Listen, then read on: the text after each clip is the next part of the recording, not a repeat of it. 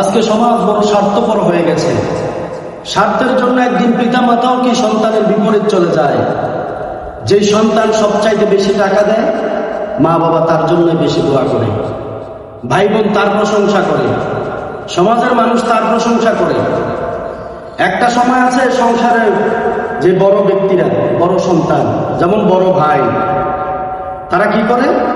অনেক পরিশ্রম করে ছোট ছোট ভাই বোনের জন্য নিজের শরীরে রক্ত পানি করে, নিজের লেখাপড়া পড়াশোনাটা পর্যন্ত বাদ দিয়ে দেয়, সংসারের চিন্তা করে, এই বাবা মার চিন্তা করে, এই ঘরের চিন্তা করে, ফ্যামিলির চিন্তা করে। কিন্তু একটা সময় এই সন্তান সব কিছু ত্যাগ করে, দেশের মায়া ত্যাগ করে, বাড়ির মায়া ত্যাগ করে দূর প্রবাসে চলে যায়। দূর প্রবাসে গিয়ে 1 বছর, 2 বছর, 15, 20 বছর পর্যন্ত ইনকাম করে বাড়িতে পাঠায়। আর ওই টাকা বাবা মা ভাই বোন আনন্দে উল্লাসে মজাইয়া শেষ করে দেয়। এই টাকা দিয়ে জমি কিনা হয়, এই টাকা দিয়ে জমি কিনা হয়। সেই জমিকে কার নামে হয়? বাবা আর মায়ের নামে।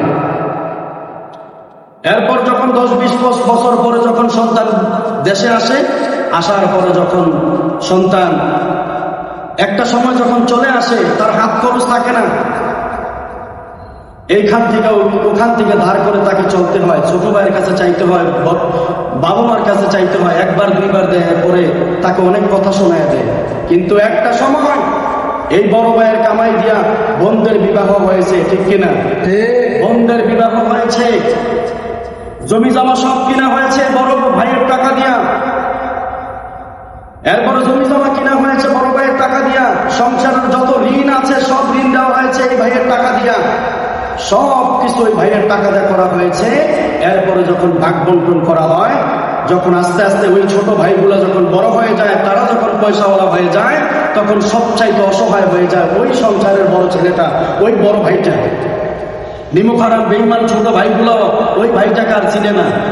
কিন্তু সে জানে না এই ভাইয়ের টাকা দিয়ে সে লেখাপড়া করেছে, এই ভাইয়ের টাকা দিয়ে সে প্রতিষ্ঠিত হয়েছে, এই ভাইয়ের টাকা দিয়ে জমি জামা ভাই বোন সব কিছু সবাই খেয়ে দিয়ে ফুর্তি করে চলেছে। বোনেদের বিবাহ হয়েছে, বোনের টাকা, বোনেদের সমস্ত দাবি সব কিছু পূরণ করেছে এই ভাই। আজকে দুনিয়াতে আর যখন দেশে চলে আসে, তখন তার চাইতে নিঃস্ব অসহায় আর কেউ থাকে না, ঠিক কিনা? এটার জন্য বাবা মা ইনসাফ করে না।